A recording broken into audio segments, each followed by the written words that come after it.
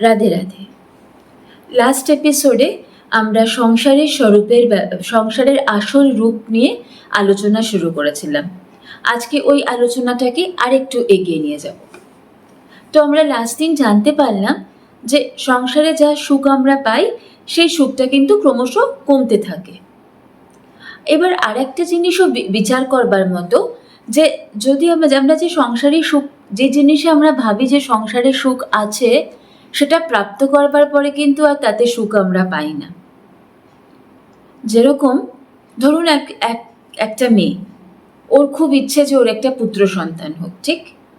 ভালো ভদ্রমহিলা প্রেগনেন্ট হলেন, 9 মাস পর্যন্ত প্রচণ্ড কষ্ট উনি সহ্য করলেন। সে কষ্টের তো আর বিবরণ দেওয়া যায় না, এত কষ্ট তিনি সহ্য করলেন। তারপরে তার একটি পুত্র সন্তান হলো, আর কিছুদিন পরে সেই বাচ্চাটি মারা গেল। তো ভাবুন, এত কষ্ট করে যে বাচ্চাটাকে ভদ্রমহিলা প্রাপ্ত করলেন, কিছুদিন পরে সেই বাচ্চাটা মারা গেল। মানে আবার ওই বাচ্চাটা হবার আগেও কষ্ট পেলেন, বাচ্চাটা হবার পরেও কষ্ট পেলেন।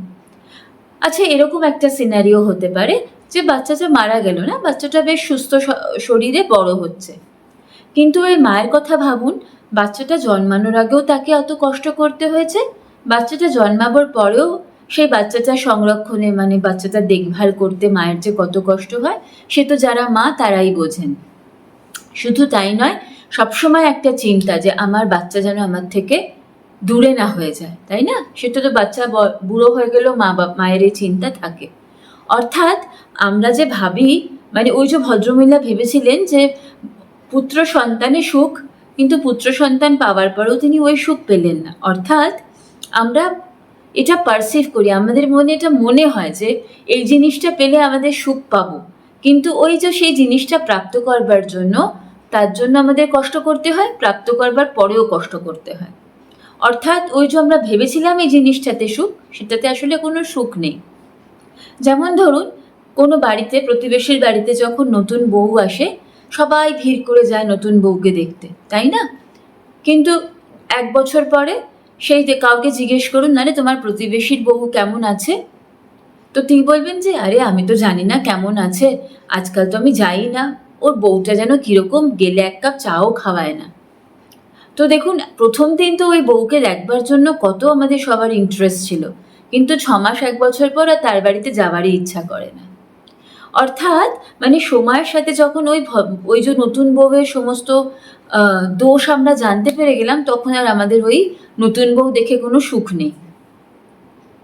অর্থাৎ আমরা আবার দেখতে পেলাম যে সংসারে আমরা যে বস্তুতে সুখ ভাবি, সে বস্তু প্রাপ্ত করার আগেও কষ্ট, পরেও কষ্ট, আবার প্রাপ্ত করবার পরে যখন সেই আমরা যেরকম ফল ভেবেছিলাম, যতটা সুখ ভেবেছিলাম, ততটা সুখ যখন ওই বস্তুটা বা ব্যক্তিতে পাই না, তখন আবার আমরা কষ্ট পাই।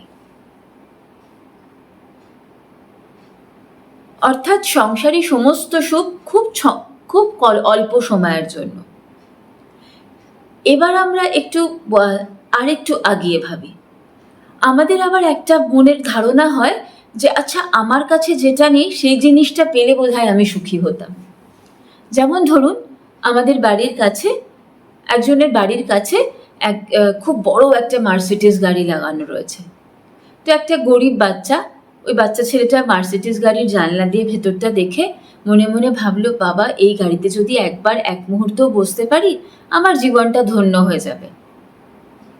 এবার সময় পার হতে গেল, বাচ্চা ছেলেটা এবার বড় হয়েছে, যেহেতু খুব গরিব ঘরের বাচ্চা ছিল, বেশি পড়াশোনা করতে পারেনি, ড্রাইভিংয়ের কাজ শিখলো। এবার ও ড্রাইভিংয়ের কাজ শিখে যে চাকরি পেল, সেটা ওই মার্সিডিজের মালিকের ওখানে। আর ওর চাকরিটা কি? ওই মার্সিডিজ গাড়িটা চালানো। তো যেই গাড়িটাতে ও 1 মিনিট বসবার জন্য, 1 সেকেন্ড বসবার জন্য ভাবতো, এখন সেই গাড়িটাকেই ও সকাল বিকেল চালায়। কিন্তু ওর যে মালিক, ওকে রোজ ওভার ডিউটি করায়। তো একদিন একটু বেশি মালিক ওভার ডিউটি করিয়ে দিয়েছে, 2 ঘন্টা 4 ঘন্টা বেশি কাজ করিয়ে দিয়েছে। তো কাজের পরে ও বাড়ি গিয়ে ওর বউকে বলছে যে উফ, এই ড্রাইভারের কাজ আর কেউ করে? যার কপাল সব থেকে খারাপ সেই ড্রাইভারের কাজ করে, আমি তো মরে গেলেও আর কখনো ড্রাইভিংয়ের কাজ করব না। তো ভাবুন, ওই বাচ্চা অবস্থায় যখন ও ছিল, তখন ওই গাড়িটাতে একবার 1 সেকেন্ড বসবার জন্য ও পাগল ছিল। ও ভাবতো যে ওটাই সংসারের সব থেকে বড় সুখ। কিন্তু যখন ওই গাড়িতে ওকে একটু বেশি সময় বসে থাকতে হলো, তখন ওই সুখী ও দুঃখের কারণ হয়ে গেল, আরও বললো আমি কখনোই ওই গাড়িতে আর বসবো না, অন্য কোনো গাড়িতেই বসবো না। অর্থাৎ আমরা এটা যে ভাবি আমাদের কাছে যেটা নেই সেটা পেলে আমরা সুখী হব, সেটাও একটা আমাদের ভুল ধারণা। আর এই ধারণাটা করি যে যখন আমাদের কাছে 1000 টাকা আছে, আমরা 1 লাখ টাকা কামানোর চেষ্টা করি, 1 লাখ টাকা থাকলে কোটি টাকা কামানোর চেষ্টা করি, আর এই চেষ্টাতেই সম্পূর্ণ জীবনটা কাটিয়ে দিই, ভগবানের দিকে একবারও ফিরে তাকাই না, ভাবি এই টাকা কামালেই বোধহয় সুখ পাবো, কিন্তু অন্ততঃ আর কোনো সুখই আমরা পাই না। দেখুন, বেদশাস্ত্র বলেছে যে এই সংসারে যত সৃষ্টিতে যত সংসারী সুখ আছে, এই সংসারী সুখের 11টা মাত্রা আছে, ওই 11টা ডিগ্রি পর্যন্ত ওই সংসারী সুখ আছে, ওর ওপরে আর নেই। আর ওই 11টা ডিগ্রি কি কি?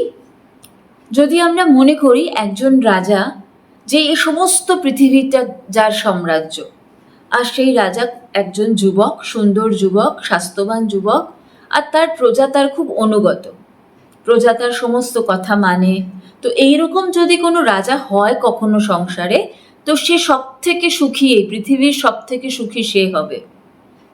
তো এইরকম 1 কোটি রাজার সুখ মিলে একটা মানব গন্ধর্ব লোকের সুখ হয়। এরকম 1 কোটি মানব গন্ধর্ব লোকের সুখ নিয়ে একটা দেব গন্ধর্ব লোকের সুখ হয়। এরকম 1 কোটি দেব গন্ধর্ব লোকের সুখ নিয়ে একটা পিতৃলোকের সুখ হয়। এরকম 1 কোটি পিতৃলোকের সুখ নিয়ে একটা অজানজ লোকের সুখ হয়, অজানজ দেবের সুখ হয়। এরকম 1 কোটি অজানজ দেবের সুখ নিয়ে কর্মদেবের সুখ হয়। সেরকম 1 কোটি কর্মদেবের সুখ নিলে স্বর্গের সুখ হয়। 1 কোটি স্বর্গের সুখ মিলিয়ে বৃহস্পতির সুখ হয়। 1 কোটি বৃহস্পতির সুখ মিলিয়ে এক প্রজাপতির সুখ হয়। 1 কোটি প্রজাপতির সুখ নিয়ে ব্রহ্মার লোকের সুখ হয়। আর ব্রহ্মার যে লোক, ব্রহ্মলোকের সুখেও কিন্তু ওই সুখ নেই অনন্ত মাত্রার, প্রত্যেক মুহূর্তে বারবার মতো আর সদা থাকবার মতো সুখ। ওখানেও কাম, ক্রোধ, লোভ, মোহ এসব রয়েছে, টেনশন সব রয়েছে। অর্থাৎ ব্রহ্মার লোক অব্দি পৌঁছে গেলেও আমরা কিন্তু সুখ পাবো না। তো আমরা যে ভাবছি 1 কোটি টাকা কামিয়ে নিলে আমি সুখী হয়ে যাব, সেটা তো সম্ভব নয়। এই দেশের যদি সমস্ত পৃথিবীর যে রাজা, তার সুখী কোথায় আর ব্রহ্মলোকের সুখ কোথায়? আর আমরা ভাবছি কোটি টাকা কামালে কিংবা আরো বেশি টাকা কামালে আমরা সুখী হয়ে যাব, সেটা কখনোই সম্ভব নয়। শাস্ত্র বলছে সেটা কিছুতেই সম্ভব হবে না। এবার তাহলে আমাদের আরেকটা বিষয় জানতে হবে যে এই যে সংসারী জিনিসে, সংসারী মানুষে আমরা কেন সুখ পাচ্ছি না?